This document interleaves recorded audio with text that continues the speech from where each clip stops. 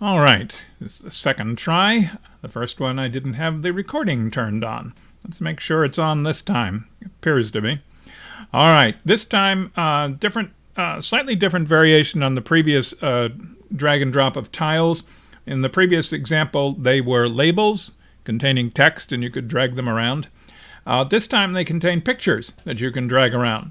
Like that one there, drag it up to the top, or this boat, I'll drag it up here, and that sort of thing. And you can see in the background here all the clicking and so forth going on. So when there's a button press, and then there's the drag begin as I'm starting to move it. And then when I release, it gives me a get, which tells me the origin was button 11. This is button 11, that's button 12, this is button 1 up in the upper corner. And then it decides that I have dropped it into position 2, or I will drop it into position 2, and then it gives me a description of what it's done. But this time I also have the ability to right-click on it, and someplace in here, there ought to be, there it is. It was hiding. I was getting worried there. There is a picture that popped up. It popped up behind the other images, but why not hide them? Pop behinds are something I really like. But anyway, there is actually a way to move it to the top. It's somewhat messy, but it can be done. So yeah, I'm right clicking, and you see every time I do it, it pops a picture. So I move it up there and still can bring it up. So it's a pop-up. And when I kill it, I don't really kill it. It's actually hiding. If I click again, it pops up. It's a dependent window. It's an application window that comes up from the main window here. All right, so it's similar to the tiles, but it's got nice pictures in it. And you could build an album or something and have lots and lots of pictures that you could scroll through. And I'm thinking in terms of, you still only have 12 buttons. But you would probably have something like I've done over here. These are, of course, text, where as you have a scroll bar, it's showing you different ones moving across and so forth. What it's doing as I move the scroll bars is repopulating these 12 with 12 new entries. That's what's going on. You could do the same thing, of course, with these by repopulating the pictures with 12 new pictures. So you really only have 12 pictures all together in 12 buttons, but they can be repopulated. So let's see how we did it, and let's see if I can get everything up the way it was. Get that up. First of all, Glade. The Glade is very similar to the previous one. We have window main. It's got fixed one. There are 12 buttons. Same as before. No difference. Same handlers, everything. Same signals and everything as the previous, in that there's a button press event, drag begin, drag data get, drag drop, and drag and button clicked, okay, for each of the buttons. But this time, inside the buttons themselves are the buttons themselves have add custom content. They did before, but the custom content before was a label, all right, with text in it.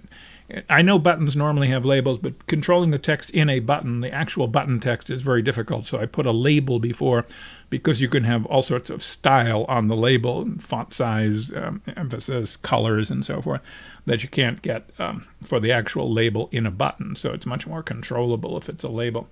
And it's text. And you saw when I brought up my example there, you can have complicated text. All right. Instead, I have images. And what it was is you had a button, and you tell the button that you want custom content, and instead of excuse me, wrong button up here, instead of dragging a label into it, I dragged an image into it. Okay, you can drag an image. This will be a little gray hash mark next to the button, and you can drag an image into it, and that's where. And the default image that you see is missing image. That's an icon, but you'll never see it in reality, because by the time the window comes up, the images have been filled in. Oh, if you didn't fill them all in, there would be a missing image, which is, of course, appropriate. All right, that's pretty much the same as before, except the fact that we have images instead of labels inside each button. And there are 12 buttons, cleverly numbered 1 through 12. Uncleverly, as it turns out, there should have been 0 through 11, but too late to change that. At least I'm not going to go to all that work. The second thing is we have a Gtk Application Window. This is a sub-window which will be brought up. This is where we'll have the larger picture of whatever it is. It contains a fixed container. It's called fix2 as opposed to fix1. Since they're both going to be in the same program, you have to have a different name. And the only thing in the fix container is an image. And that's the image that's the larger image that's going to be shown. Now the image window has one signal. It's the only signal over here. On window image delete event. Delete event. So if you try to kill it, it's going to create a delete event, and the delete event is going to be ignored. It's going to hide the window instead of killing it. All right. What are we looking at up here? Very similar to before is that I think I got rid of math.h, but there's the 12 buttons. Here are 12 images.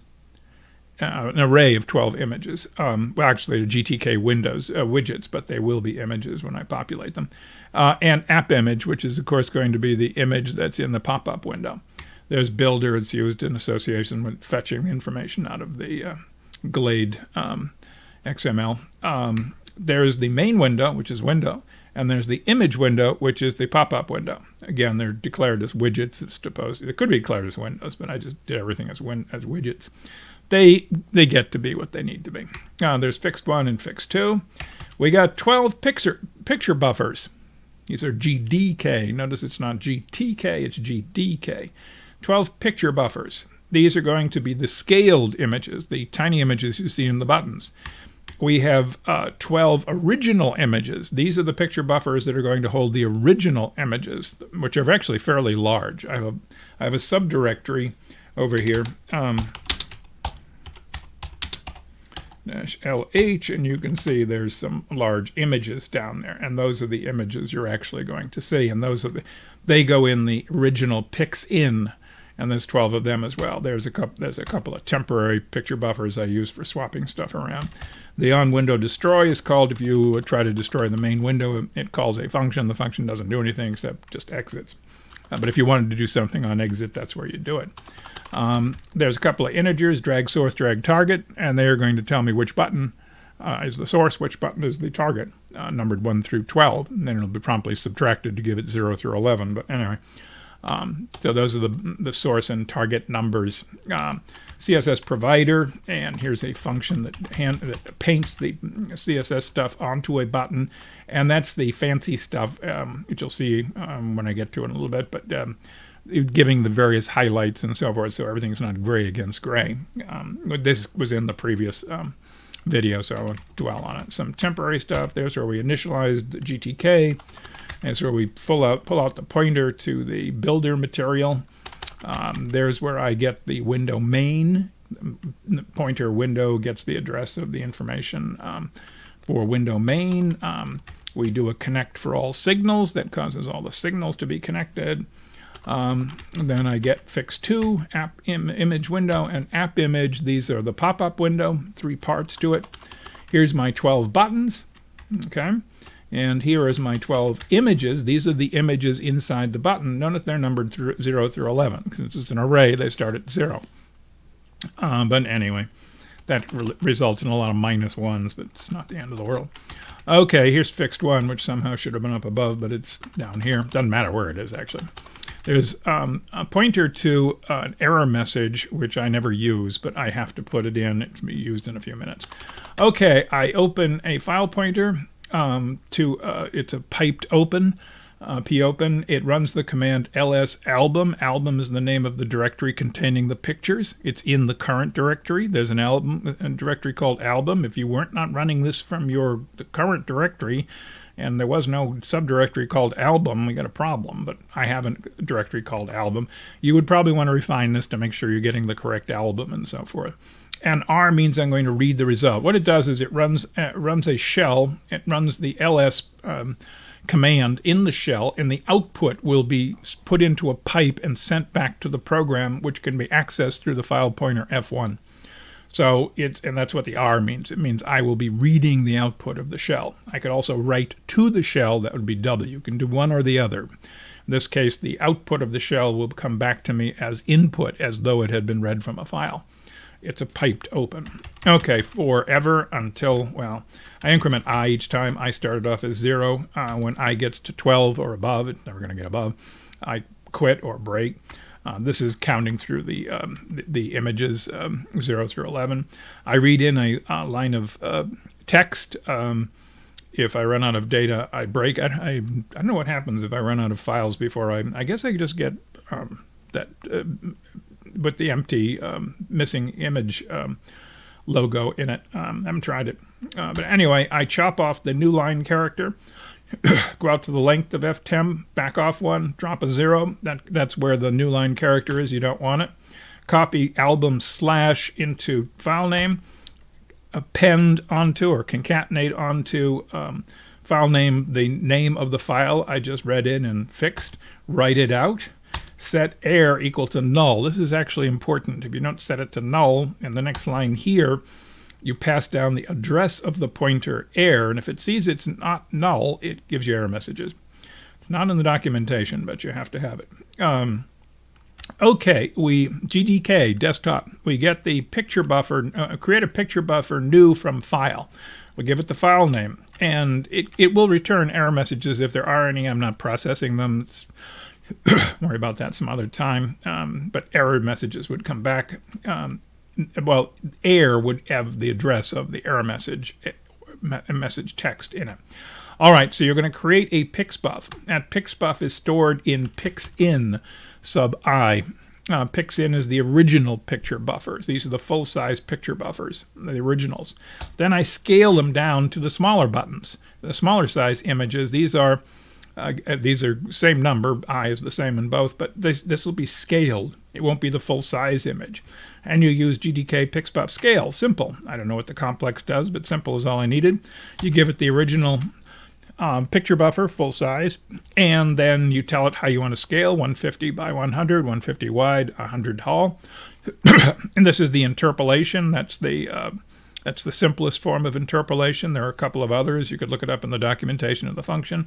That's the fastest interpolation, is how it goes about scaling an image. I'm scaling it down, so I'm losing resolution, so it doesn't really matter what I use. Then I set the image from the scaled picture buffer. Pix is the scaled picture, and I set the image I from it. So that image is going to be the tile, going to be the content of the tile. I increment I, and so forth and so on. Close off the pipe. You want to do that, or you're going to have a zombie pipe sitting out there. It'll go away when the program dies, but it might leave a little debris for a while. Here's where I do the fancy button stuff. I did that in the previous video, so I'm not going to discuss it, but it's just gives you the color highlights and so forth as you move your mouse around. You can fix them alter them by going down and playing with the CSS. I show the main window. Main window is window app. The other window is, I forgot the name of it, image window. This is the main window. I set the background of the main window to be ever so slightly gray with a slight bluish tint. Modify the background, that actually sets the color. Show all is going to show all the buttons and all the images and so forth in the window. Everything that's subordinate to the window gets shown. I move the window to 230 horizontal, 300 vertical. So 230 from the left edge, 300 from the top. And then I move the other window, which is not, I don't think it's that visible. I don't know, you don't see it anyway. If it technically might be visible, but actually I don't think it is. But that's where that window is going to go, which actually turns out to be right next to the main window. There's this target stuff I mentioned before. It's a dummy. It's required for the function. It doesn't do anything. Those are the parts. Since I'm not actually dragging and dropping stuff from the clipboard or through any internal buffers, I don't need it. I'm not really dragging and dropping anything. I'm just using the signals to indicate a drag and a drop is taking place. It's the cheap and dirty way. All right, we set up for each of the buttons. We set them up so that they can be so which button is active, and whether the copy can take place from the button, and whether the drag to a button can take place. So this is the same as before. We're enabling the buttons to get drag and drop signals. All right. And as a result, we get all these numbers that are on the left-hand side. I do them as macros because it's easier to write 2 lines of code and have it then have it reproduce. It's actually 3 lines of code. Reproduce it 12 times. So it's the macro's there once, and I invoke it 12 times. Each time it comes in, it's going to have a different value of number. And as you recall from last time, this odd-looking thing here is how you concatenate a parameter in a macro to existing text.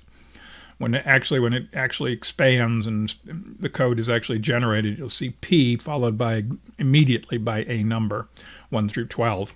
The pound sign and blanks go away. All right. I hide the image window. It's not initially visible.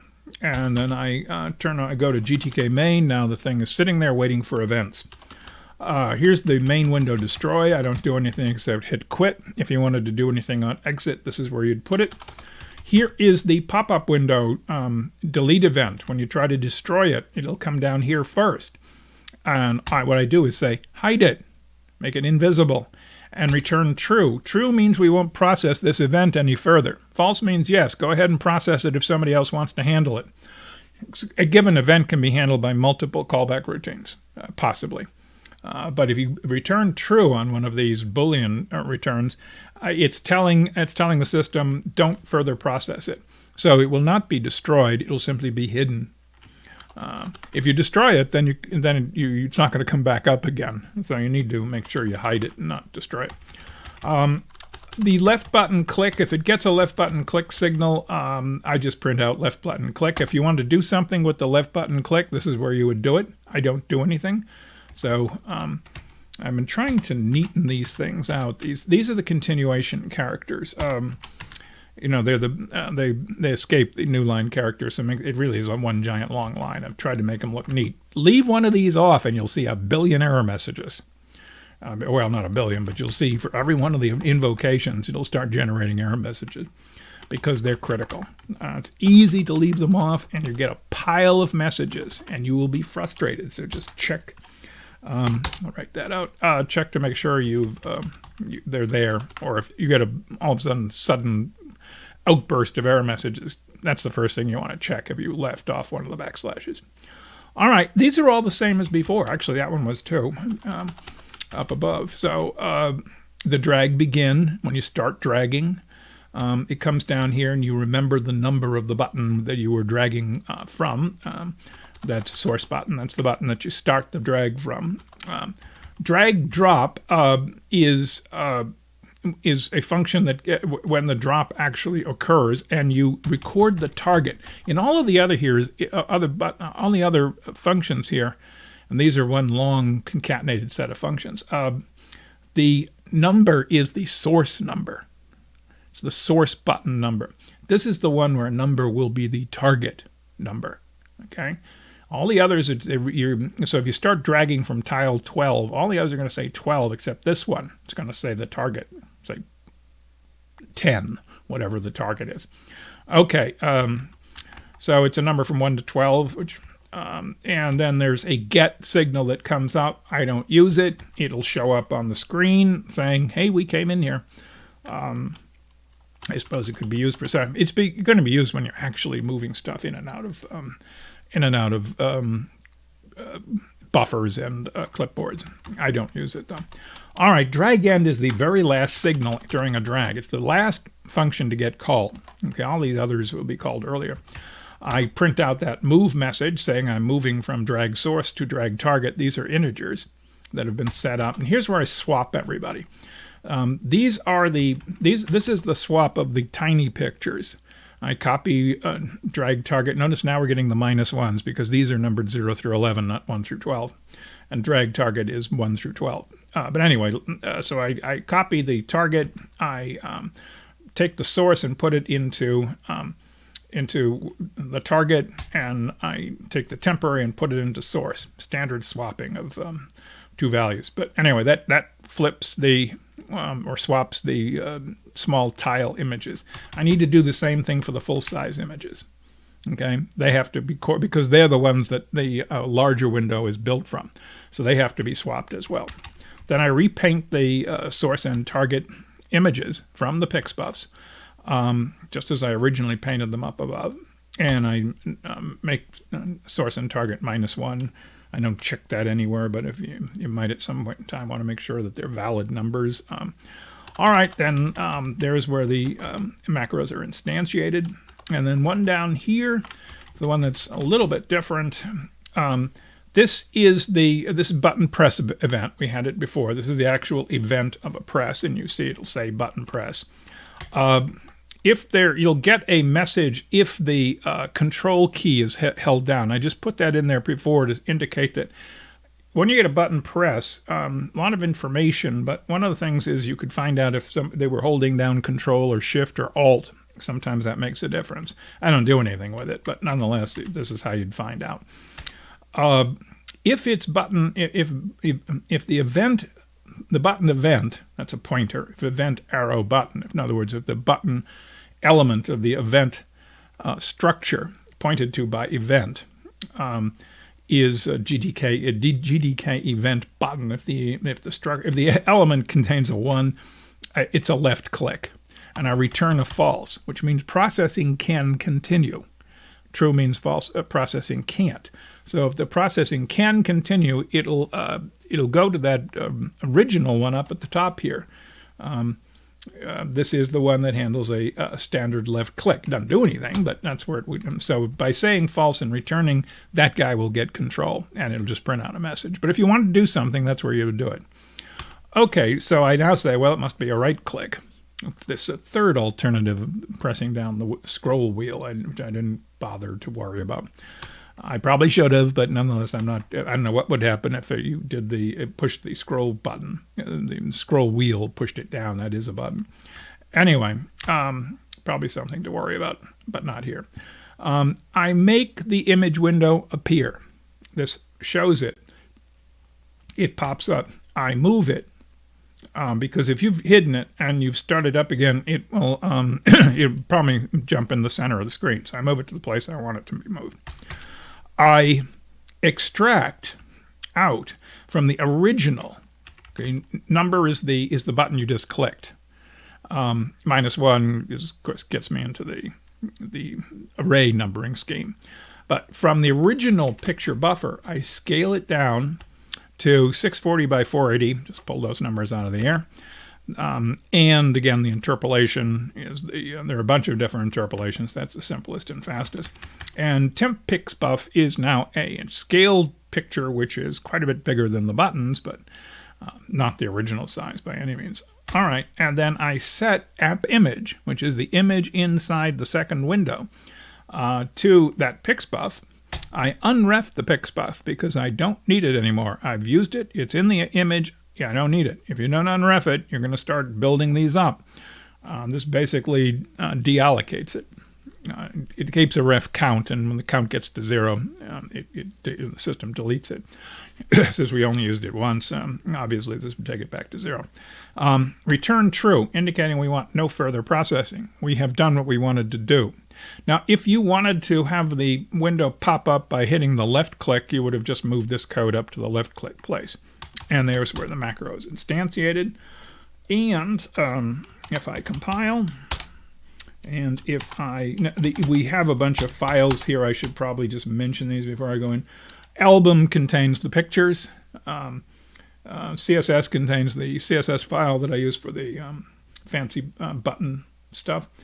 Compile is a script that will compile it. You may have to install some software to get it to run, GTK stuff and what all. The default JPEG I don't use. I don't know what's in there.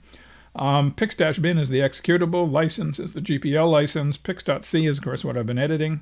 I just use C. It's not C++. Pix.glade is the Glade file that you saw. Resource.xml is the resource file, which is the same as the previous video. It's XML. It's just nothing. It just pulls in the Pix.glade and the album button. And resource.c is the compilation of it, which is incorporated into your program. So when you run it, you see, you notice they come in kind of slow. Well, they're not real slow, but these are large pictures, and sorry, that's the way the system does it. And you don't see it until you've done it. So if I left click, and there's the seafood something, and these are on Nantucket. That's in Hyannis, I think.